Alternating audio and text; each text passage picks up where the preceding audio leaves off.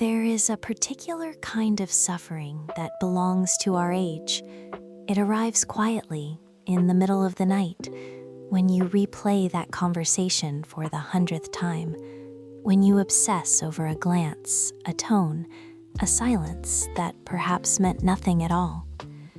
We have become exquisitely sensitive to the opinions of others.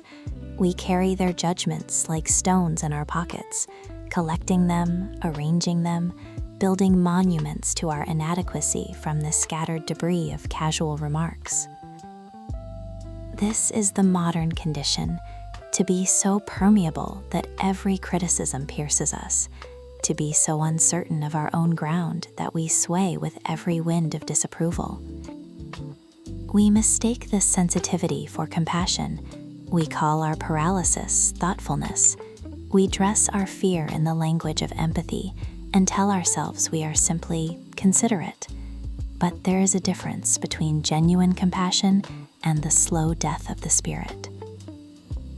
In 1911, a Chinese philosopher named Li Zongcheng wrote a text so controversial it was banned almost immediately upon publication. The book was called Thick Black Theory, what we now know as Thick Face, Black Heart. The title alone repels us. It sounds cruel, Machiavellian, sociopathic even. But what if I told you these words describe something else entirely? What if thick face is not shamelessness, but the cultivation of an inner sanctuary that no criticism can penetrate? What if black heart is not cruelty, but the capacity to act with clarity and purpose, undistorted by the emotional weather of those around you? This philosophy is not about becoming cold, it is about becoming free. Free from the invisible chains of approval, free from the exhausting performance of being who others need you to be, free to live authentically, decisively, and without apology. Let us walk together through this ancient wisdom. Let us discover what it means to build a shield that protects without hardening, to wield a spear that cuts through illusion without wounding the innocent. Piercing the ego, the illusion of others' opinions. There is a story about the Buddha that reveals something essential about human nature. A man once approached him furious, hurling insults and accusations. The Buddha sat in perfect stillness, listening without reaction. When the man finally exhausted himself, the Buddha asked simply, "If someone offers you a gift and you refuse to accept it, to whom does the gift belong?" The man, confused, answered, "To the one who offered it." "Just so," said the Buddha, "I do not accept your anger. It remains yours alone." This is the first truth of thick face, black heart. The opinions of others are offerings we need not accept. We spend our lives in silent negotiation with invisible tribunals.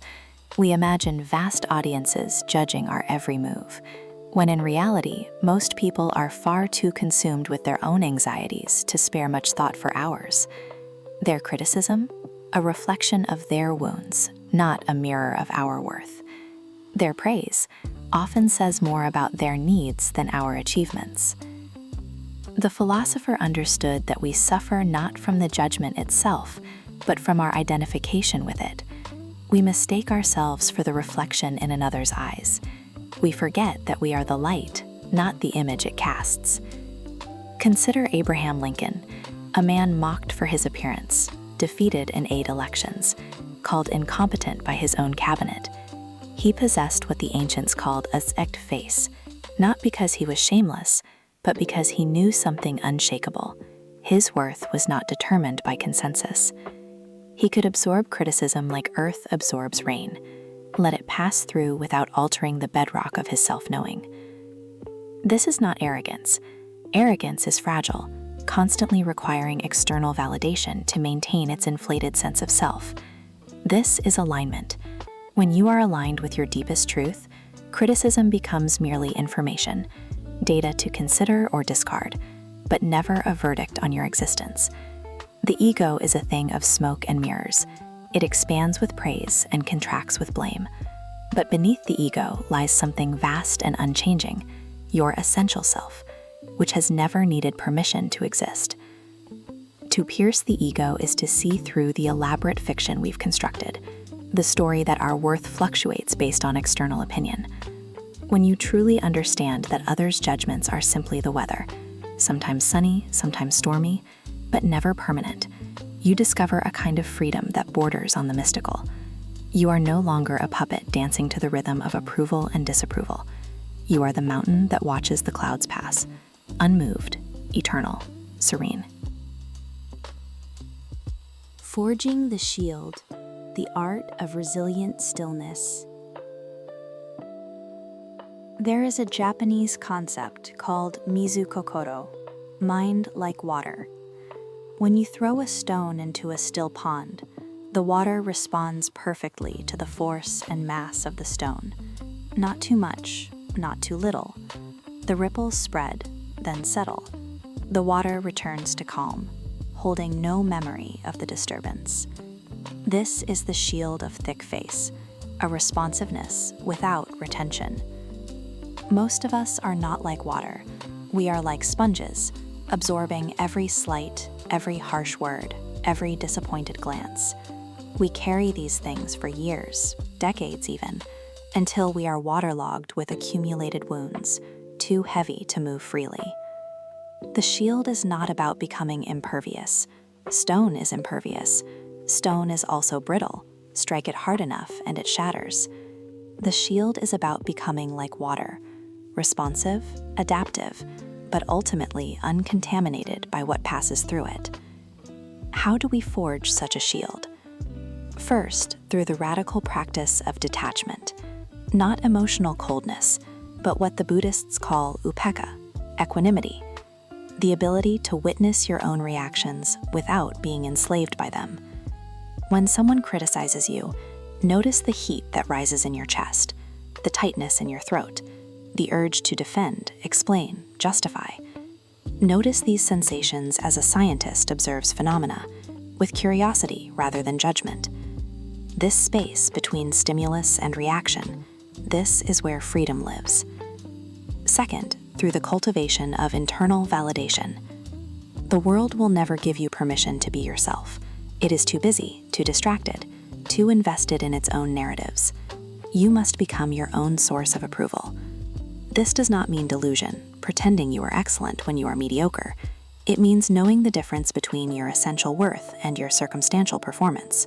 You can acknowledge areas for growth without concluding that you, as a being, are fundamentally deficient. Third, through the practice of selective permeability. Gandhi once said, "I will not let anyone walk through my mind with their dirty feet." The shield is not a wall that keeps everything out. It is a discerning membrane, allowing in what nourishes, filtering out what poisons. You learn to ask, does this criticism come from someone who truly knows me, who has earned the right to speak into my life, whose wisdom I respect? If yes, listen deeply. If no, release it like smoke into wind. The shield, once forged, does something remarkable. It transforms your presence. People sense when you are no longer seeking their approval. Paradoxically, this often increases their respect. The desperate energy of needing to be liked repels. The calm self-possession of someone who knows their worth attracts. You become like a tree, rooted, stable, offering shade to those who approach, but never bending to accommodate every passing breeze. This is the shield, not armor that makes you heavy, but a quality of being that makes you free. Acting in stillness, the spear of decisive clarity. There is a parable about a samurai and a Zen master. The samurai, seeking to understand heaven and hell, asked the master to explain them. The master looked at him with contempt and said, "You are nothing but a dull-witted fool. You disgrace the samurai code." Enraged, the warrior drew his sword, prepared to strike the master down. At that moment, the master said calmly, "That is hell." The warrior, suddenly awakened to his own blind rage, felt overwhelming gratitude and shame. He sheathed his sword and bowed. The master continued, "And that is heaven." This story illuminates the nature of Blackheart, not cruelty, but the capacity for decisive action without being consumed by the emotion of the moment. The master could provoke rage without fear because he possessed what the philosophy calls a black heart, the ability to execute what must be done without hesitation, without doubt, without the paralyzing need for universal approval. Most of us live in a state of chronic hesitation. We know what we need to do, the relationship that must end, the boundary that must be set, the dream that must be pursued, the truth that must be spoken. But we wait, we calculate, we imagine every possible negative outcome. We rehearse conversations that will never happen. We delay until the moment passes, until the opportunity closes, until our lives become monuments to unlived potential. This is not wisdom. This is cowardice dressed in the language of caution. Blackheart is the sword that cuts through this paralysis. It is the surgeon's hand that cuts to heal, the parent's firm no that protects, the leader's difficult decision that serves the greater good, the artist's commitment to finish what they started, even when inspiration fades. It is ruthlessness in service of truth. But here is the crucial distinction. Blackheart is not about harming others. It is about refusing to harm yourself through endless delay and self-betrayal. The ancient text speaks of acting in stillness, a paradox that contains profound wisdom. Stillness is not inaction. It is the inner calm from which right action emerges. It is the eye of the hurricane. Everything around you may be chaos, but your center remains unmoved. When you act from stillness, your decisions carry weight. They are not reactive explosions, but measured responses, not emotional outbursts, but clear choices. Consider the great peacemaker Gandhi. Was there ever a man with a blacker heart? He defied an empire with nothing but will. He fasted to the edge of death. He demanded independence without compromise. Yet his heart was black not with malice, but with unwavering commitment. He could watch himself suffer, watch his followers suffer, without abandoning the mission. This is not cruelty.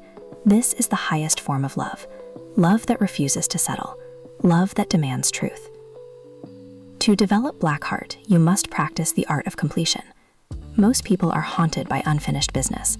Projects abandoned at 80%, conversations left dangling, promises made but never fulfilled. Each one a small betrayal of self that accumulates into a profound sense of powerlessness. Start finishing things. Not perfectly, just completely. Finish the book, end the toxic relationship, have the difficult conversation, submit the application, make the call, take the first step. Feel the resistance, feel the fear, feel the voice that whispers, not yet, not good enough, not ready. Then act anyway. This is the spear, not a weapon of aggression, but an instrument of liberation. It cuts through the web of excuses. It severs the ties to outcomes. It pierces the illusion that you need permission from the world before you can claim your life. When the shield and the spear work together, when you are protected from the chaos of others' opinions and empowered to act with clarity and decisiveness, you become unstoppable. Not because you overpower opposition, but because nothing can divert you from your path. The freedom of authenticity. We return now to where we began, the suffering of modern sensitivity. You have spent so much of your life contorted into shapes that please others, editing your words, censoring your truth, making yourself small so that others might feel large. And what has this brought you? Approval? Perhaps. Temporary, conditional, ever-shifting approval. But at what cost? The philosophy of thick face, black heart offers a different path. It whispers, you do not need their permission to exist. You do not need consensus to pursue your calling. You do not need applause to know your worth. You do not need their understanding to live your truth. This is not a philosophy of selfishness. It is a philosophy of sovereignty. Sovereign beings can love freely because they are not loving from desperation. They can give generously because they are not giving to earn approval. They can serve authentically because they are not serving to avoid rejection. When you build the shield and sharpen the spear, something miraculous happens. You stop needing the world to change in order for you to be at peace. You become like the lotus, rooted in mud, yet blooming untouched above the water. The text was banned because it was dangerous, not to the individual, but to systems of control that depend on your compliance, your fragility, your desperate need to belong.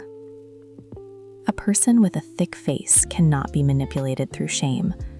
A person with a black heart cannot be paralyzed through fear. Together, they form a human being who is fully, terrifyingly, beautifully free. So I ask you now, what would you do if criticism could not touch you? What would you create if you knew failure was simply information, not identity? What truth would you speak if others' disapproval was merely weather passing through? What would your life look like if you lived from your deepest knowing rather than your deepest fear? The answer to these questions is your authentic life. It has been waiting for you, not in some distant future when you are finally ready, not when you have achieved enough, learned enough, become enough. Now. It waits for you now.